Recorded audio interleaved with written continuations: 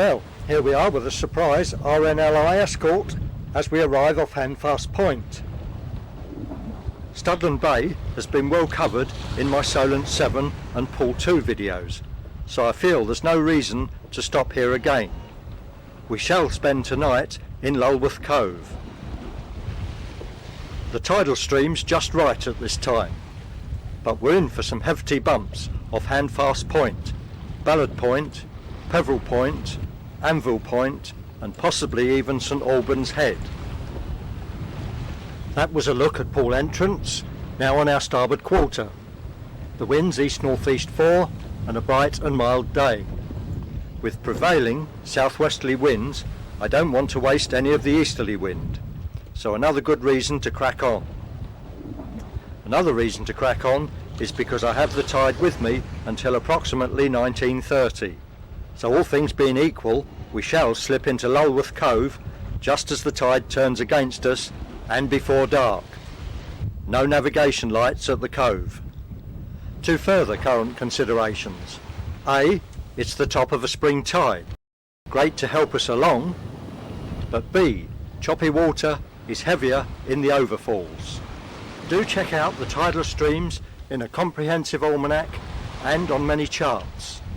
This section of coast between Poole and St Albans Head can be very dangerous for leisure craft in certain conditions, especially in spring tides in south and west going streams, also especially in wind against tidal stream conditions. Currently the wind is abaft my beam, so as we round these headlands the wind is mainly with the tidal stream. Watch the periods of rough and less rough as we crash through each area of overfalls. Overfalls are always downstream of the headlands. Try and imagine strong wind against this 4 to 5 knot stream, and you will realise this is not the place for a leisure craft to be in such conditions. The buoy we're seeing is the Peveril Ledge buoy, so now we're getting downstream of it and in for another buffeting. Many yachts and motorcraft do get caught out coming round these particular headlands, and it's usually because they haven't taken the overfalls into account. The overfalls are of course caused by strong streams sweeping round and over the close and uneven seabed. Peveril Ledge overfalls coming up, wind strength only currently force 4. Do remember this, those making a relaxing trip from Poole on a nice day to Lulworth Cove. You can see now Anvil Point and the lighthouse just opening behind Dalston Head. Watch the wheelhouse windows, not a drop of water on them, and in a sea like this. With this short, sharp sea here, you will be saying, what's it going to be like when we get into the Atlantic seas off the Lizard and Land's End? However, as will be seen, the waves can be large, but a small craft can ride over them easily much of the time.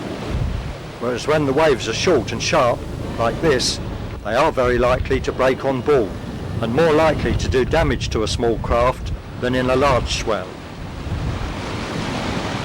I'm currently only using just half for steerage. To push it, might land some very heavy green water aboard. Remember, the wind's on the port quarter. If you don't believe my 6 to 7 knots on GPS, just watch us past the fisherman's buoy.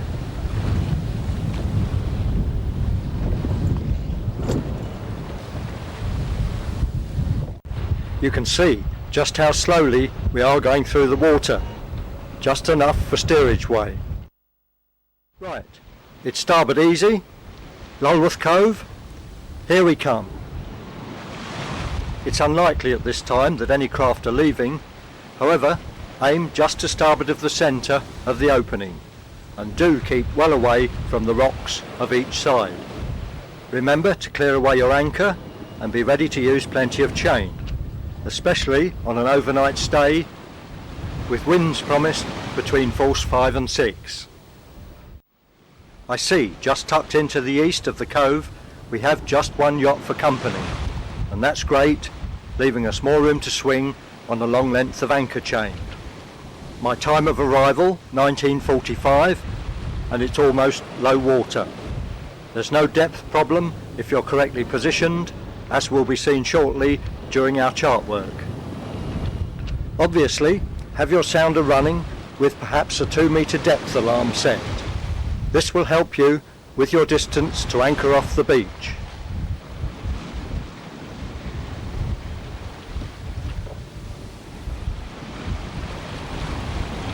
When it's not busy, as now, I see no reason not to drop the sails inside. Much easier than in a large swell outside. So, that's just what I did. And here I am, all brought up at anchor, gazing at the lovely clear water and listening to the sound of the stones rustling in the small surf. We're now pulling away southwest of Lulworth, and you can see also how difficult the cove is to see from seaward. The yellow mooring buoy is the only confirmation. All the buildings are obscured from this angle.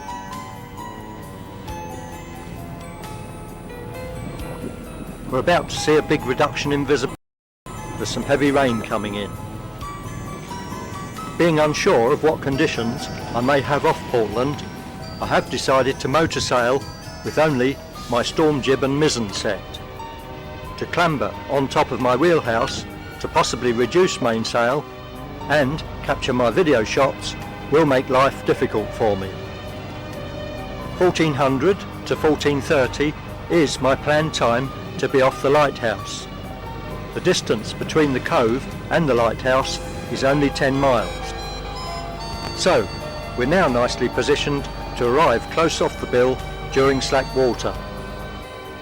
As indicated in the chart work, slack water is mostly an ideal time to pass, though this can be varied according to wind direction and strength. As this video progresses, we will look at both the close inshore and safe distance off options. As the rain clears away, we've now got quite a good view of Portland Bill Lighthouse fine on our starboard bow. Hello, Portland Coast Guard, Portland Coast Guard, Portland Coast Guard, Little Mullards, Portland Coast Guard. I'll send my TR please, over. Station for Portland Coast Guard. Hello, Portland Coast Guard. Say again please, over. Have your vessel's name again, please. Little Mullard, Mike Alpha Hotel Alpha. Roger, can you go to channel 67 and stand by, please? Hello, channel 67 and standing by. Going over. Station Portland Coast Guard on channel 67, Portland Coast Guard, good afternoon. Hello, Portland Coast Guard, Little Mullard. I'm on passage from Shoreham to the Isles of Scilly, but I'm currently on passage from Lulworth Cove to Brixham, and I'm 6 miles northeast of Portland Bill. Blue hull, white superstructure, 10 sails, Fisher Northeaster motor sailor. 1 person on board. My ETA at Brixham approximately 2100 this evening. If you regularly make seas, do lodge a CG66 with your nearest Coast Guard. What's a CG66, I hear some saying? The answer is in my Channel 3 video, on passage Needles to Cherbourg.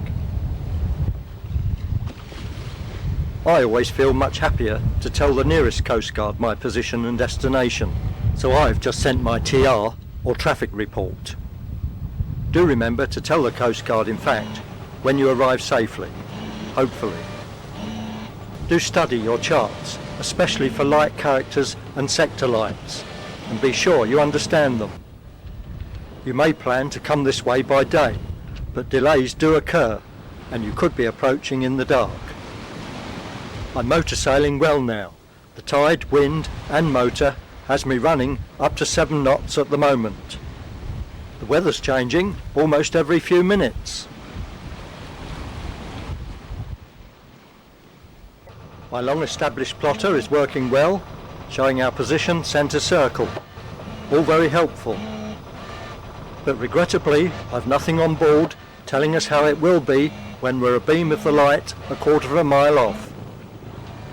A brief look astern at Lulworth coastline, now the rain has cleared, and a look again at the more eastern entrance to Portland Harbour.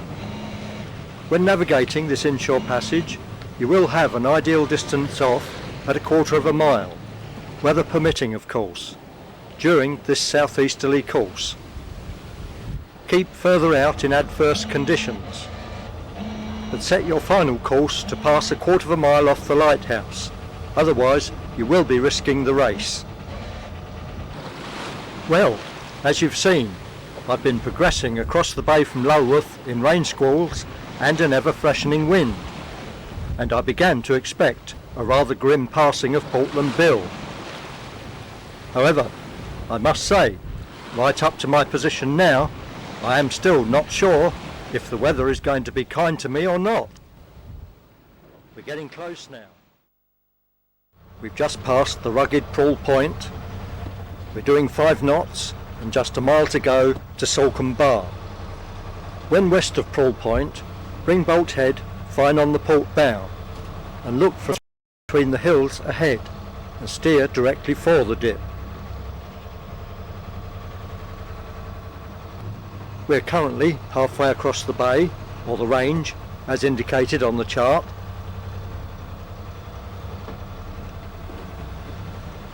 Keep on west-northwest across the bay, as we very much have to favour the western side, and this is where we'll get onto the leading marks or lights.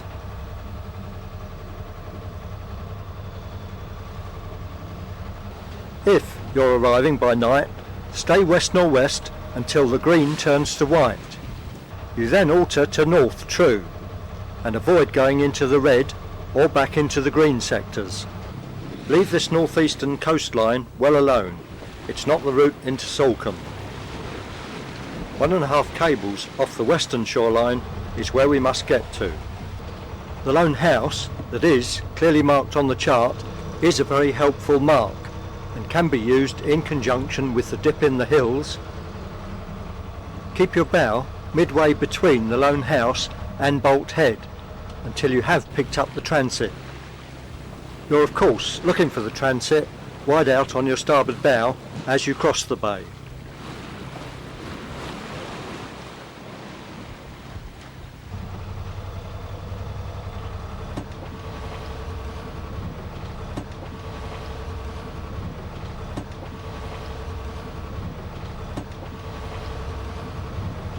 Getting close now, and here's a very good telephoto shot of the marks down to the left of the large house. Only the transit has been carefully placed to optimise your position to enter.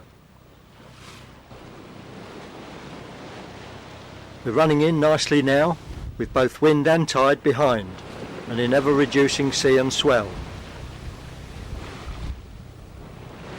Just a little further west, still required. We're now very much on the transit and can swing north, putting the house to port.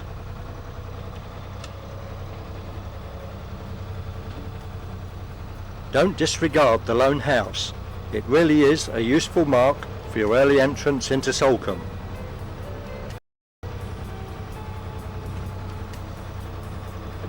Now I've overshot the marks slightly, so we'll put them fine to port and get back on transit with them. GPS via my plotter looks spot on.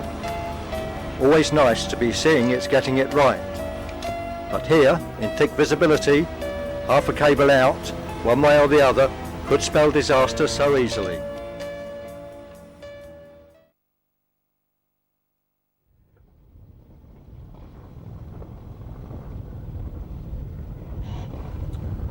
All good navigators know it's good seamanship on any first-time arrivals to check out the charts and plan an arrival so that you will enter any port with confidence. Here's Polruan Point Castle. Once here, you open up Polruan Pool, and you are then clear of the entrance. So, here we are, very much inside Fowey Harbour, and as you can see by these 2 sweeps of the camera. At this point we can disregard our White House Point sector light red structure and the church slightly open transit. Those arriving by night would now concentrate on the 2 sets of fixed red vertical lights to port. However, more about all this entrance navigation shortly in our second chart work session. The sky's clearing a little in patches and the forecast today is good, so I am hoping to show Fowey at least in some sunshine before the day's out. As you continue inwards, keep favouring the starboard side and it shows us roughly what part of the riverbed to favour. Regrettably though, not a lot else.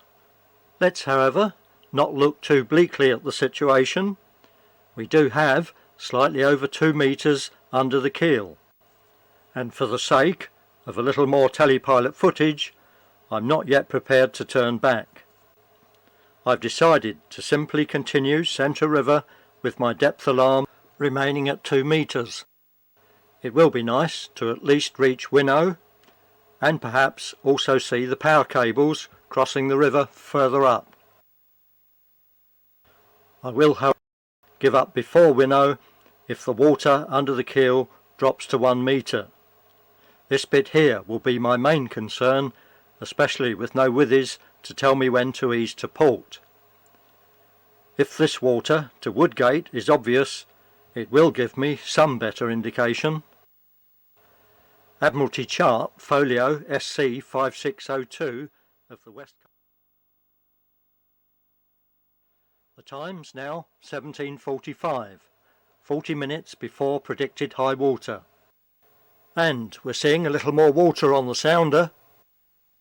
So, some Winnow, here we come.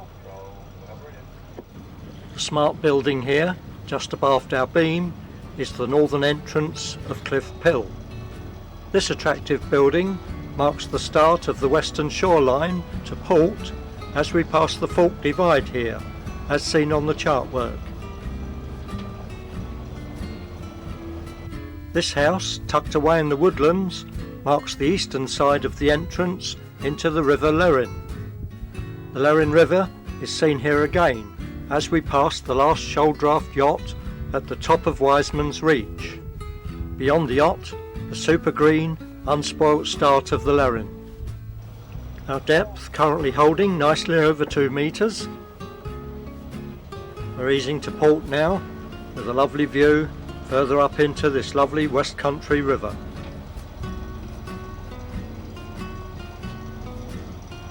In the distance we can see a motorcraft coming down Centre River towards us.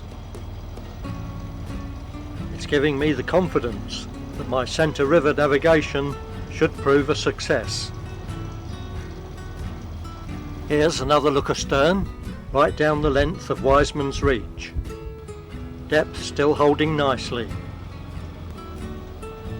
I'm thinking, as the craft comes towards us, she's probably drawing a foot or so less than Little Mullard. St Winnow Point abeam to starboard now.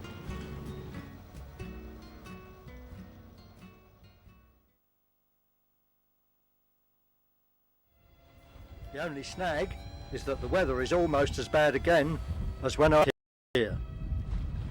However, I've made the decision to make the dash to Plymouth.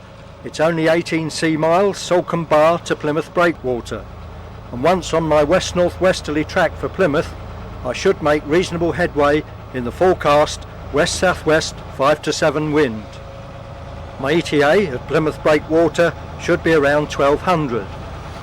It is going to be quite a lumpy passage, especially in the heavy southwesterly swell that has been maintained by mostly strong southwesterlies over the past week or so.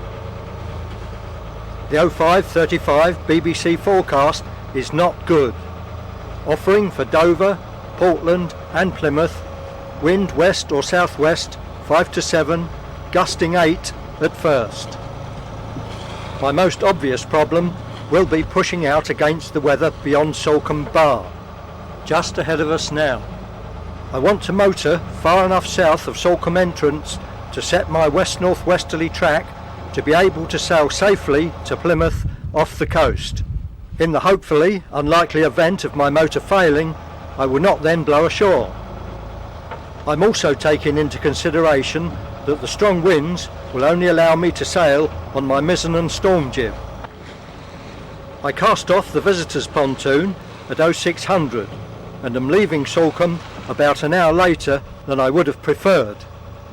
Late because I wanted the forecast first, and also having spent about 15 minutes to come to a very difficult decision as to whether to sail or not. The forecast again is a definite no-go forecast.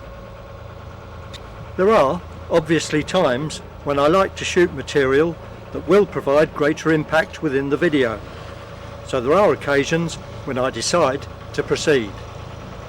Those having watched Channel 5/1 video will remember me talking about having aces up one sleeve. The only ace I have to play on this occasion is, as indicated, to be far enough off the coast to sail to Plymouth in case of motor failure. Of course, during the time I'm punching out south to get offshore, I can at any time turn about and sail or motor back into Salcombe again. Salcombe is 0630, so by leaving late, should I decide to turn back, I risk extreme problems of the tide turning against both me trying to return and an ever-increasing wind against tide problem on Salcombe Bar. So, my time of leaving would have been much better at 1 hour earlier. One final, though fairly minor point regarding this leg of the passage: the offshore tidal stream turns west at 1100. So the stream is running east as I push out offshore from the Salcombe Bar. Well, we crossed the bar at 0620 and first came a beam of Bolt Head at 0640 while heading south. Then steered southwest till 0745 when finally able to set a course of 290 degrees magnetic, this allowing 5 degrees for leeway to make a track across Bigbury Bay of 295 degrees magnetic to pass 2 miles off Yelm Head. There we'll set a new course to pass 1 mile off the Great Mewstone, this marking the eastern entrance into Plymouth Sound. So, as you may have noticed, here we are on our course to cross Bigbury Bay.